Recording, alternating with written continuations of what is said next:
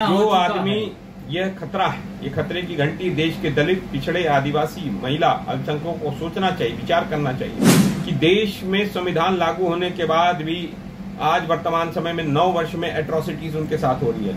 अगर देश का संविधान अगर ये बदल दिया जाएगा तो देश के गरीब, पिछड़े, दलित, आदिवासी, महिलाओं का हक हकूक छीन लिया जाएगा और देश में जो आरक्षण मिल रहा है पिछड़ों को और दलितों को वो भी छीन लिया, समाप्त कर दिया जाएगा। ये साजिश है आरएसएस की, क्योंकि आरएसएस ने कभी भी भारत के संविधान को क्योंकि संविधान बाबा साहब अम्बेडकर ने लिखा है, वो एक दलित थे, दलित से नफरत करती है आरएसएस, भारतीय जनता पार्टी, इसलिए उस संविधान को ये बदलना चाह रहा है। इंडिया की जांच होगी, उसके पहले ही वो रफू चक्कर हो जाएंगे। मैंने पहले ही कहा, राज्य घोषणा कर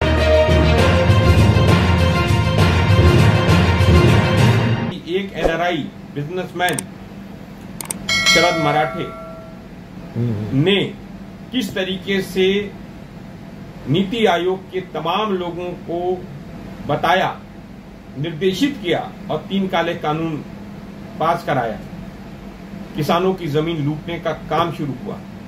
तो ये सब आपको नहीं लगता कि पैसे पे ही हो रहा, सारा भ्रष्टाचार का केंद्र बन रहा है?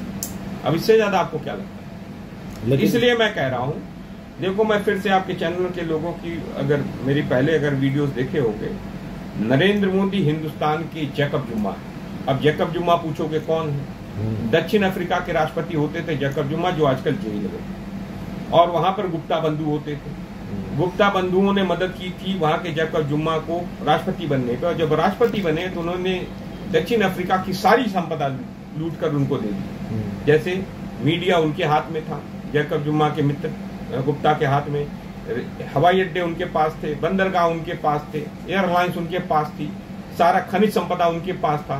बाद में हंगामा हुआ, गुप्ता बंधु भाग गए और जैकब जुम्मा जेल में। इसलिए मैं कह रहा हूँ उसी तरह हिंदुस्तान के अंदर अडानी ही सारी जगह जाएंगे, बंदरगाह सारे अडानी को क्यों दिया? उसके पीछे कारण क्या है?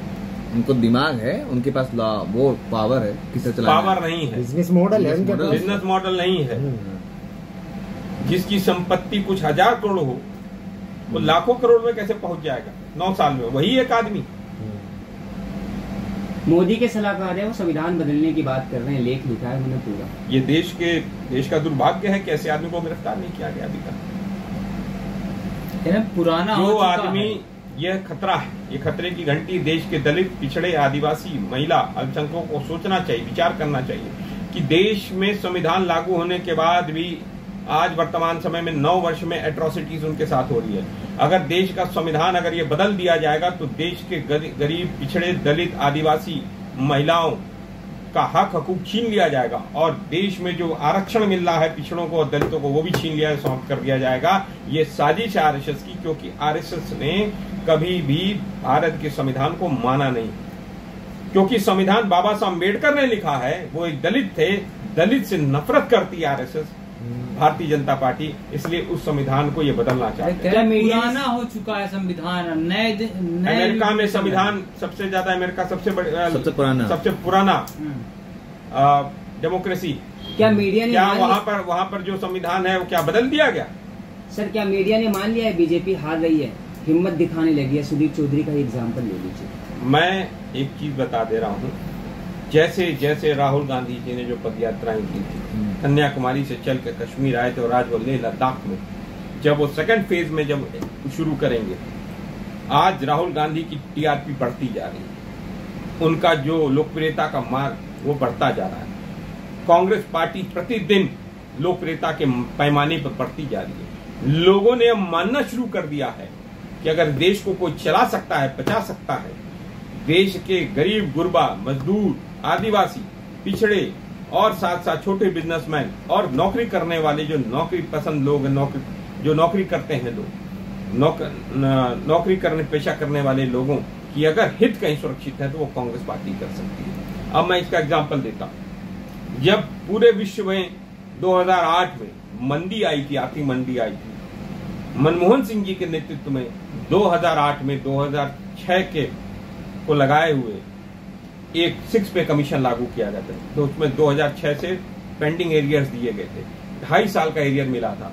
उससे हमारे तमाम लोगों को कि तनख्वाहें बढ़ी और प्लस एरियर मिला, तो किसी को 10 लाख मिला, किसी को 5 लाख मिला। हमारे जब विश्व के तमाम रियल इस्टेट इंडस्ट्री बैठ गई थी, जब कार इंडस्ट्री विश्व में बैठ गई थी 2008 में, और कंज्यूमर ड्यूरेबल गुड्स की इंडस्ट्री बैठ गई, तो भारत के अंदर वो जंप कर गई थी, क्योंकि लोगों ने पैसा प्राप्त किया और उसको जो इन्वेस्ट किया। क्या आरएसएस मोदी जी का विकल्प ढूंढ रही है, जिस तरीके से नितिन गडकरी के मंत्रालय पर भी घोटाले सामने? देखो आरएसएस देखिए क्या कर रही है क्या नहीं कर रही, क्योंकि आरएसएस और मोदी में कोई अंतर नहीं। ये मुगालते में मत रहना आप लोग कि आरएसएस जो है विरोधी है। आरएसएस कभी विरोधी नहीं हो सकती मोदी की विरोधी नहीं हो सकती आरएसएस और मोदी एक है, कहीं भी अंतर नहीं है। क्योंकि आरएसएस का हित सध रहा है नरेंद्र मोदी के। तमाम आरएसएस के प्रचारक जो पैदल चला करते थे, जो फटी चप्पल में चला करते थे, आज वो किससे चलते हैं मालूम है? वो प्राइवेट जेट से चलते हैं। 4-4 हजार करोड़ रुपए की संपत्ति बनाकर तमाम आरएसएस के लोग कह रहे हैं। आप चले जाओ, खोजी पत्रकार हो, घूमने चले जाना ये ग्रेटर नोएडा के आसपास, जहां पर वो जेवर एयरपोर्ट के आसपास, तमाम वहां पर सैकड़ों बीघे जमीन आरएसएस के प्रचारकों ने अपने नाम पर बेनामी संपत्ति बनाई हुई है। सर आप कह रहे हैं कि अगर सरकार बदलती है तो मोदी जी जेल जा सकते हैं, वहीं दूसरी तरफ आज लोग कह रहे हैं कि मोदी जी की अध्यक्षता में G20 हो रहा है, भारत में गर्व करना चाहिए लोगों को। कौन कह रहा है? तमाम मीडिया वाले। कौन मीडिया? वो देखो वो मीडिया कौन है, पहले उस मीडिया के बारे में जान जाओ जी। वो मीडिया कॉर्पोरेट मीडिया है, जिसको 15% की छूट नरेंद्र मोदी कॉर्पोरेट टैक्स में दे रहे हैं, जिसको 15% की छूट हर साल मिल रही है। कॉर्पोरेट टैक्स में 15% टैक्स का छूट मिल रहा है, हजारों करोड़ का फायदा एक एक कंपनियों को।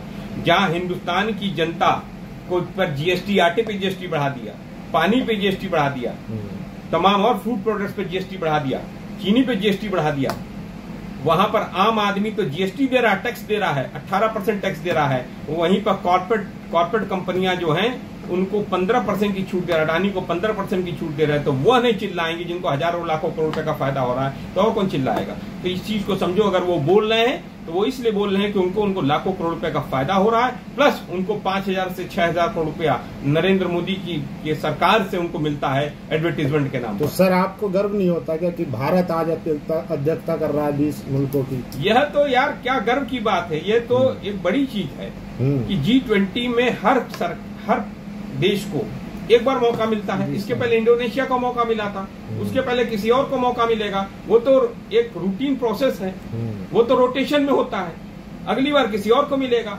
इसको इतना हाइप देने की क्या जरूरत है? लेकिन यहाँ तो दिखाया जा रहा है कि मोदी है तो मुमकिन है, उन्हीं की वजह से ऐसा हो पा रहा है। मैं क्या कह रहा हूँ, ये मानसिक, मैं फिर से कहता हूँ, ये मानसिक दिवालियापन है भारतीय जनता पार्टी और उनकी सरकार। रूबिका लियाकत कह रही है ऐसा मजबूत प्रधानमंत्री चाहिए। भाई रूबिका लियाकत को हो सकता है चाहिए होगा, वो रूबिका लियाकत का मसला है, क्योंकि रूबिका लियाकत को लाखों करोड़ का जो करोड़ों का पैकेज मिल रहा है, वो करोड़ों का पैकेज इसलिए मिल रहा है क्योंकि वो नरेंद्र मोदी के गुणगान करती है, इसलिए मिल रहा है। और किस लिए मिल रहा है? अगर 24 में कांग्रेस सत्ता में आती है तो क्या प्रधानमंत्री मोदी जेल जाएंगे? क्योंकि अभी आपने कहा कि भाग जाएंगे सर। मैंने क्या कहा, जब 24 में सरकार आएगी इंडिया की, जांच होगी, उसके पहले ही वो रफू चक्कर हो जाएंगे। मैंने पहले ही कहा, आज घोषणा करता हूँ। ठीक है, थैंक यू।